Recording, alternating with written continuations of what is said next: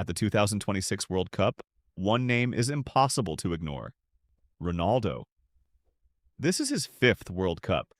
At 41, with a body that time is finally catching up with, the people who love him and the people who can't stand him are asking the same question. Why is he still playing? But that's the wrong question. The right question is this: does he even need to? Because Ronaldo stopped needing football a long time ago, at least for his money. Today, we're pulling back the curtain on the side of Ronaldo you never see. While you were watching him play, he was building something else entirely. Something most athletes never build. Something most people never build.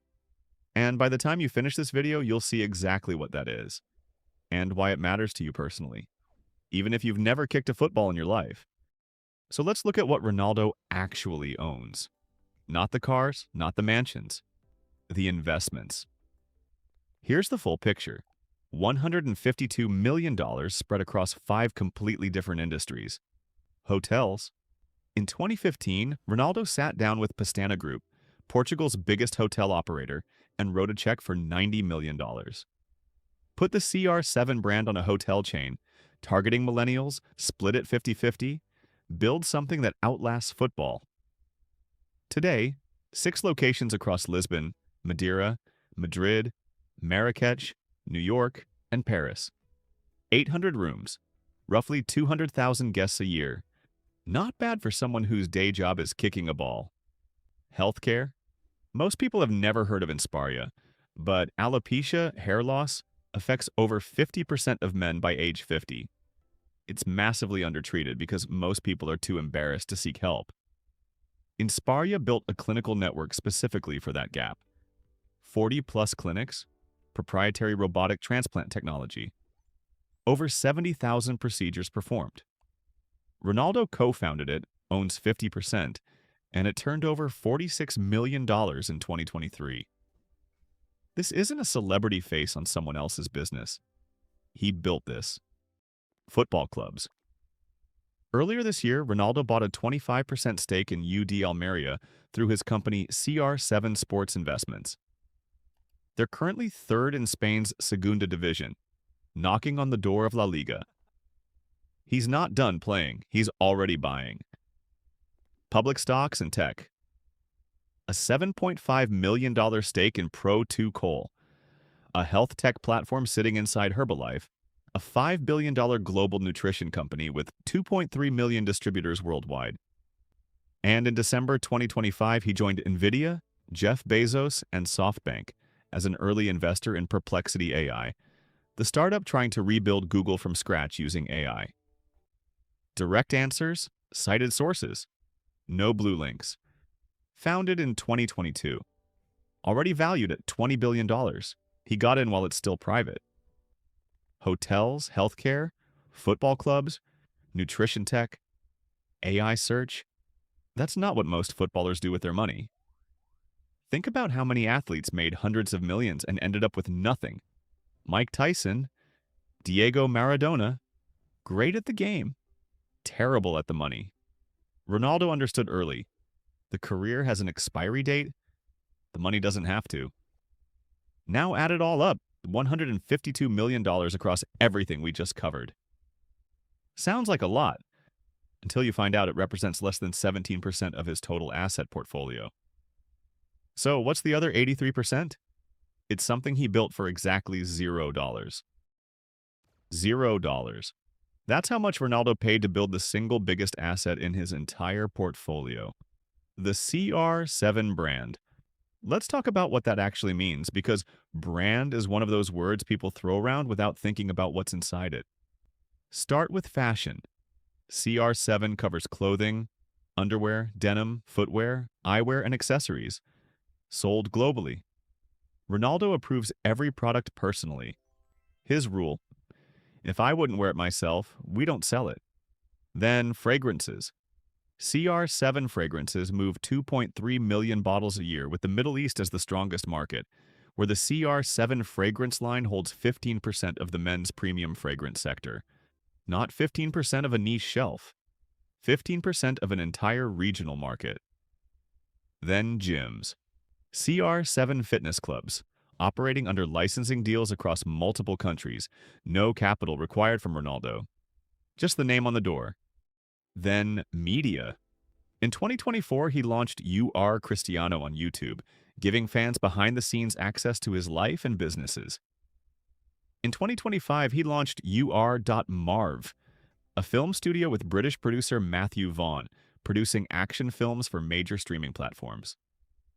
And sitting above all of it, 665 million followers across Instagram, Facebook, and X, more than any other person on the planet. A single Instagram post generates an estimated $3 to $4 million in commercial value. Put it all together, and IPAM, Portugal's leading marketing research institute, values the CR7 brand at 850 million euros. Just under $1 billion. Built from zero. But here's the part that matters for us. The brand didn't come from the products. The products came from the brand. And the brand came from 20 years of investing, obsessively, relentlessly, in one single asset. Himself. The training, the diet, the discipline. These weren't just how he played football, they were the product. And every year he got better, the brand got more valuable. Every time the brand got more valuable, the businesses grew. Every time the businesses grew, new doors opened. Hotels, clinics, football clubs, AI startups. None of it happens without the foundation. And that foundation cost exactly nothing, except everything he had. So what does any of this have to do with you? You're not Ronaldo. You don't have 665 million followers. You're not going to build a fragrance empire or buy a football club.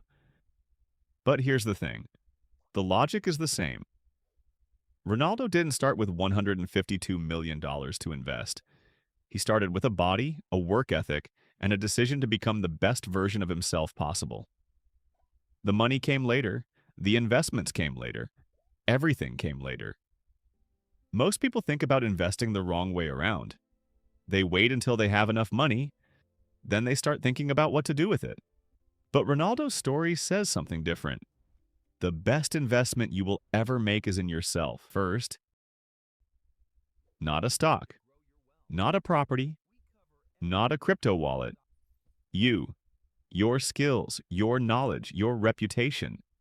The thing that makes people trust you, hire you, promote you, pay you more than the person sitting next to you. Now, will that turn you into a $980 million brand? Probably not. But here's what it will do. It makes every other investment better. A better understanding of business makes you a better investor. A stronger professional reputation means more income to invest. A deeper knowledge of an industry means you spot opportunities others miss. The person who understands finance, reads widely, and keeps developing, that person doesn't just save money. They deploy it smarter. Ronaldo understood this before he was famous. He wasn't waiting to become Ronaldo before he started working like Ronaldo. He worked like that first, and became Ronaldo as a result. The question isn't whether you can build what he built. The question is, are you treating yourself like an asset worth investing in? Because if you're not, no portfolio in the world will save you. So let's go back to where we started.